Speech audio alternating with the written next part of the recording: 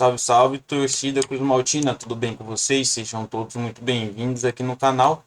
Vasco aí, ontem jogando um futebolão que Payet distribuiu em campo. Vasco solicita que árbitro que apitou ali a partida do jogo contra o Bangu nunca mais apite as partidas do clube. Também Vasco envia ofício à FERJ após empate polêmico contra o Bangu. E Léo Batista também está negociando com o Vasco. Essas e outras mais notícias vocês acompanham aqui nesse vídeo.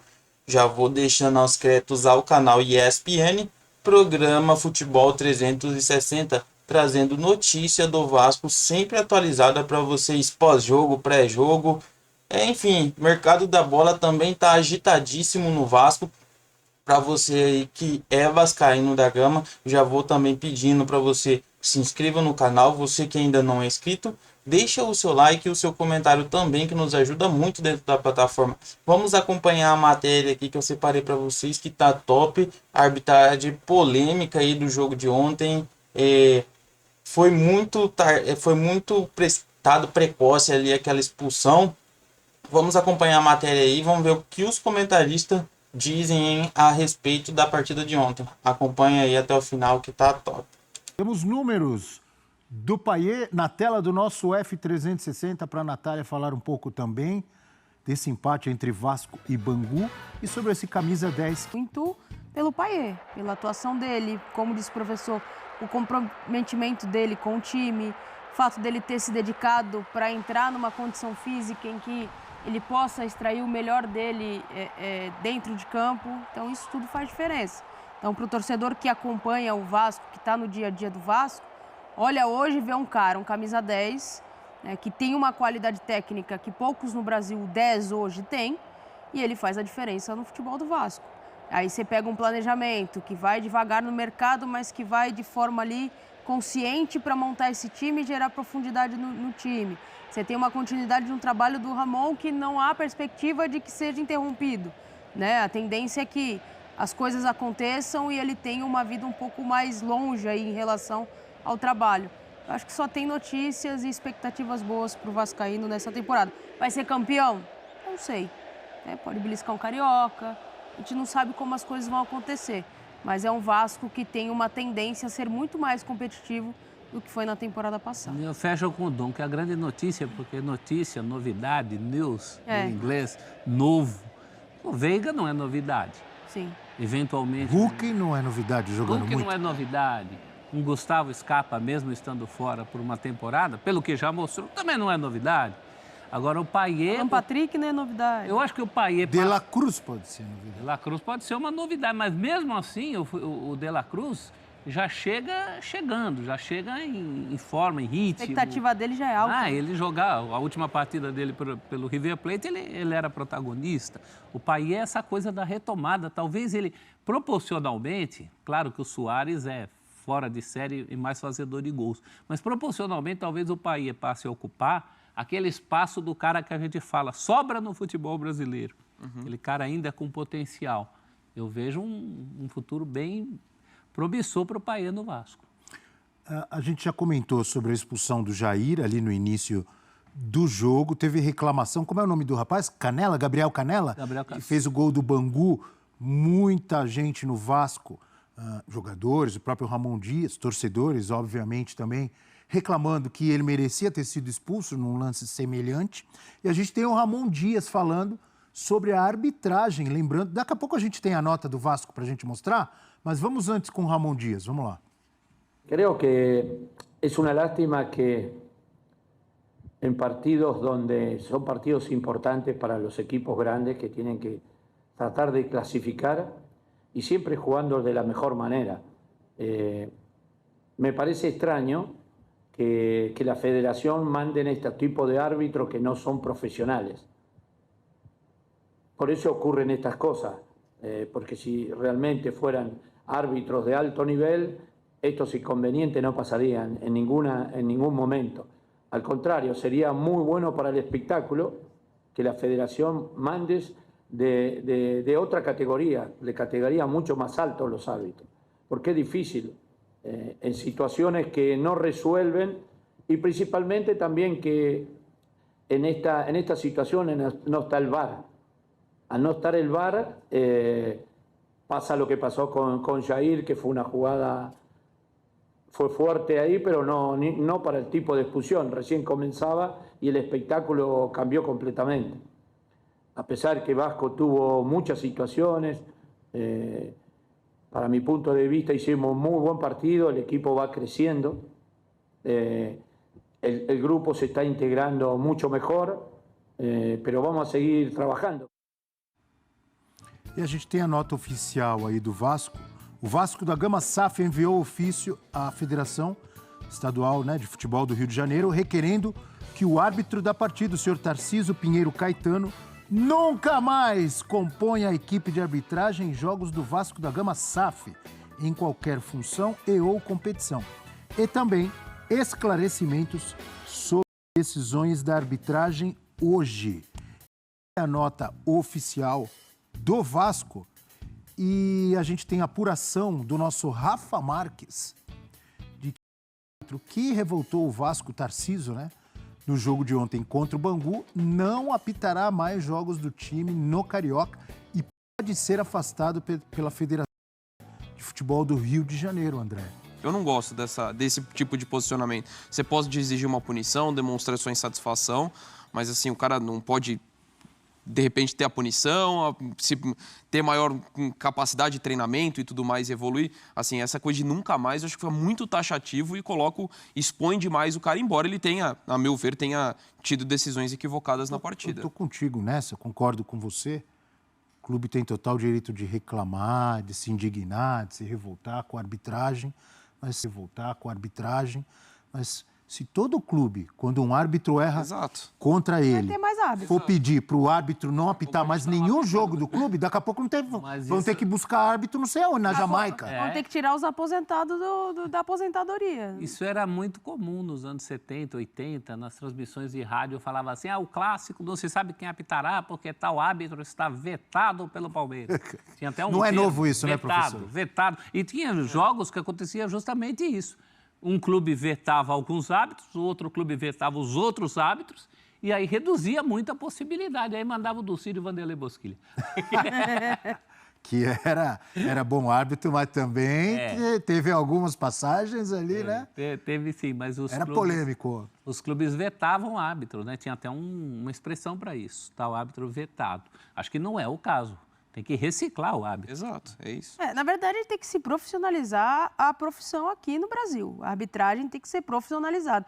Mas na Espanha está dando problema. Eu estou falando do Brasil. O Brasil precisa tomar uma atitude, a CBF, as federações, os clubes precisam se movimentar, porque não adianta nota. Nota todo clube solta quando é prejudicado. Quando é beneficiado, ninguém solta nota nenhuma. É verdade. Todo mundo olhando para o seu e esquecendo do outro. Então, acho que tem que ter uma consciência aí geral para que essa situação mude, porque a gente está falando de estadual.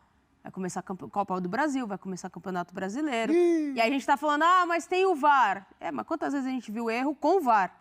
Sim. Então, não adianta. Ou a gente realmente pensa num processo em que a gente vai melhorar isso, ou as notas vão continuar saindo todos os dias. E temos conosco o professor Celso, complete. O Ramon falou de árbitro, tem que mandar árbitro profissional, né? A gente entendeu o que ele quis dizer, ele quer árbitros de nível, porque profissional nenhum árbitro é. Aliás, no futebol todo, se você olhar toda a engrenagem do futebol, só o árbitro não é profissional. Que é um absurdo. Tudo é profissional. Na minha opinião, é um absurdo. É um absurdo. Caras têm que treinar muitas vezes por conta própria, se recuperar de lesão por conta própria. Né? Deveria ter uma estrutura para os árbitros, são parte importante do espetáculo, como tem para os jogadores, para as comissões técnicas. Deveria ter, né? É para eles se desenvolverem como árbitros, né? Exatamente. Estudarem e darem o tempo deles para isso. E muitas vezes, na verdade, o cara ele está gastando o tempo dele com uma outra profissão que ele tem, porque ele não consegue viver, muitos deles, eu imagino que a maioria não consegue viver só de arbitragem, não são profissionais, ganha por jogo, ganha, né? Então é complicado também, a gente tem que ver esse lado da arbitragem também. Conosco, Renata Ruel, para falar sobre esse jogo, as reclamações. Foi pênalti ou não foi pênalti do Medel? Expulsão merecida do Jair? O Gabriel Canella do Bangu merecia, deveria ter sido expulso? O Vasco exagera nas suas reclamações? Muito bom dia, Renata, sempre bem-vinda conosco no F360. Tem trabalho para você, como sempre. Bom dia. Bom dia, Bel. Que bom ter você de volta, professor Donk, Nath, minha querida, fã de esporte. Nós temos aí algumas polêmicas, né? E só falando que é interessante colocar isso para o fã de esporte, quando a gente fala de profissionalização, a lei de regulamentação da profissionalização da arbitragem de futebol existe desde outubro de 2013. Então, nós temos uma lei sobre isso, Lei 12.867, só que ninguém coloca em prática. E aí, essa questão que muita gente tem que se movimentar para isso, inclusive os clubes. Os clubes também precisam ter interesse em mudar a arbitragem, em, para mim, desvincular a arbitragem de federações, de CBF, assim como é feita na Inglaterra. A arbitragem, para mim, tem que ser um órgão independente, mas isso é assunto para outro momento. Falando das reclamações de arbitragem, aí nós temos alguns lances polêmicos, sim. E, para mim, já começa logo no começo do jogo, com a expulsão do Jair. 5 minutos de jogo nós temos a expulsão do Jair. Lembrando que nós não temos o VAR, então a decisão do árbitro em campo. Ele já vai com a mão no bolso para dar o vermelho. Porém, as imagens eu sei que não são as melhores que nós temos. Mesmo não sendo as melhores, tem uma imagem que a gente não tem aqui, que a sensação que dá é: o Jair, ele vai disputar a bola. Nesse momento, ele entra com uma intensidade média, força média, velocidade média. Mas, com a perna direita, ele atinge a bola, ele acerta a bola. O que acontece? Quando a gente vê o jogador do Bangu no chão, ele põe a mão na perna direita. Nesse momento aí, a gente vê que ele cai e põe a mão na perna direita. Não é a perna que tem a disputa de bola. O Jair atinge a bola com a perna direita dele, que é a disputa de bola com a perna esquerda do jogador. Mas nessa queda, o corpo do Jair, ele vai nessa perna direita do adversário. Não prensa, pelas imagens que nós temos, não prensa essa perna direita. Tem um contato mais forte, por isso o jogador cai segurando a perna direita. É o corpo do Jair. Naquela perna esticada, que o Jair vai com a trava da chuteira, pela imagem, ele atinge bola.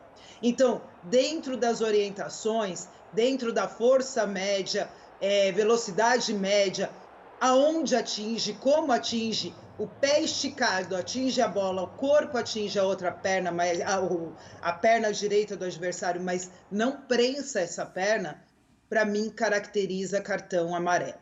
Dentro das orientações do que diz a regra. O cartão amarelo ali seria de bom tamanho. Quando você expulsa um jogador com 4 minutos de jogo e de forma equivocada, além de tudo, você vai ter problemas nesse jogo provavelmente. Se você tem uma expulsão claríssima, segue. Mas com uma expulsão equivocada, você vai ter problema de controle de jogo, de pressão e muitas outras coisas. Eu acho que esse é o primeiro ponto dessa análise que a gente tem para fazer, Abel, entre outros lances aí. Fala, torcida vascaína, tudo bem com vocês? Sejam todos muito bem-vindos aqui no canal. Vamos aqui a mais uma notícia. Se a notícia a gente traz, Léo Batistão está negociando com o Vasco. Saiba a verdade, já deixa nos comentários se você conhece esse jogador e qual clube ele representa. Por mais que tenha aqui o símbolo na camisa aqui, mas se você saiba da onde ele está jogando e que posição que ele joga. Existem várias especulações que vão surgindo aí no Vasco do dia após dia. E afinal o clube é um dos mais ativos na atual janela de transferências, com diversas lacunas no elenco para serem preenchidas ao longo das próximas semanas, que conduz às tentativas, claro que é o diretor de futebol do executivo, agora Alexandre Matos, e assim surgiram alguns nomes nos últimos dias, nos bastidores aí do Cruz Maltino, de que o clube estaria interessado no atacante, ele é atacante, Léo Batistão, que atualmente está no Almeria da Espanha e tem passagens aí no futebol brasileiro pelo Santos. Diante desta situação, os vascaínos aí pedem multa. O jogador, e através do jornalista Fábio Torres, entrou em contato com o staff do centroavante para saber da questão aí, se está encaminhada, se não está. E a resposta foi: não tenho nenhuma procura do Vasco. Além disso, o atacante não quer voltar para o Brasil neste momento. O Vasco continua no mercado buscando reforços para o setor ofensivo da equipe, além dos atacantes da beirada ali, que é do ponta esquerda e do ponta direita. Talvez a principal carência da equipe na atualidade, o clube vem buscando um centroavante que possa competir e fazer sombra aí para Pablo Veguete. Pessoal, então aí existem só especulações aí pelo centroavante, mas ainda não tem nada certo, não tem nada dito aí. Alexandre Matos ainda não conversou ainda com o staff do jogador, com o empresário, ainda não ofereceu proposta, não deu. Então, ou seja, isso é só especulação por enquanto. Então, é isso, pessoal. Venho trazer essa notícia para vocês. Não se esqueça de se inscrever no canal, você que ainda não é inscrito. Deixar o seu like e o seu comentário também, que nos ajuda muito aqui dentro da plataforma. Fiquem com Deus e até a próxima notícia.